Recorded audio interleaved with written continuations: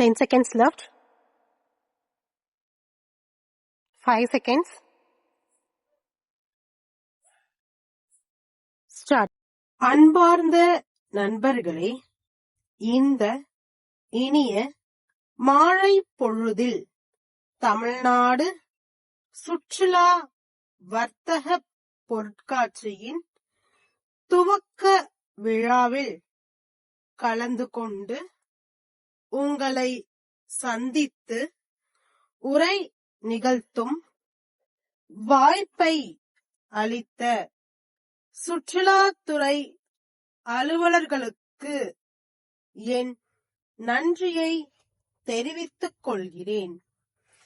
இந்த பொருட்காட்சி ஆண்டுதோறும் சென்னை தீவுத்திடலிலே சிறப்பாக நடைபெறுகின்றது. குறிப்பாக இந்த ஆண்டு நமது நாட்டின் சுதந்திர பொன்விழா ஆண்டாக இருப்பதால் இங்கு அரங்கங்கள் அமைத்துள்ள பல்வேறு துறையை சேர்ந்தவர்களும் தங்கள் துறைகளில் கடந்த 50 ஆண்டுகளில் ஏற்பட்ட முன்னேற்றங்கள் குறித்த தகவல்களை வெகு அழகாகவும் விரிவாகவும் சித்தரித்து வழங்கி இருக்கிறார்கள். மேலும் நமது நாட்டிற்கு சுதந்திரம் பெற்றுத்தர அரும்பாடுபட்ட தலைவர்களின் வாழ்க்கை வரலாறுகளையும் பல இடங்களில் அருமையாக குறிப்பிட்டிருக்கிறார்கள் என்பது பாராட்டுக்குரியதாகும்.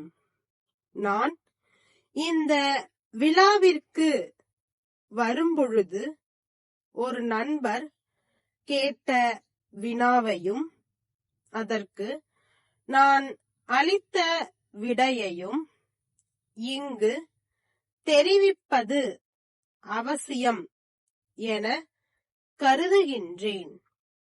ஏனெனில் உங்களில் பலரது மனதில் கூட அத்தகைய வினா ஒலித்துக் கொண்டிருக்கக் கூடும்.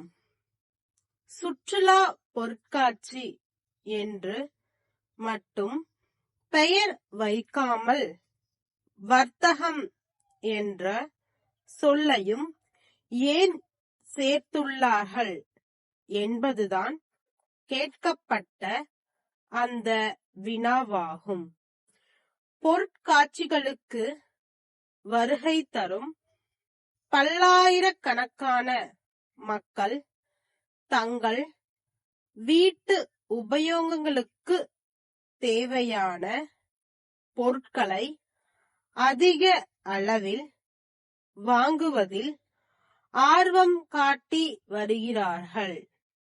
இதனால் இத்தகைய பொருட்கள் தங்கள் பகுதிகளில் எங்கெங்கே கிடைக்கும் என்ற விவரத்தை தெரிந்து கொள்ளவும் வர்த்தக நிறுவனங்கள் தம் தயாரிப்புகள் குறித்த விவரங்களை மக்களுக்கு விளம்பரப்படுத்தவும் சுற்றுலாவுடன் இணைந்த வர்த்தக பொருட்காட்சிகள் மிகவும் பயனுள்ளவையாக அமைகின்றன.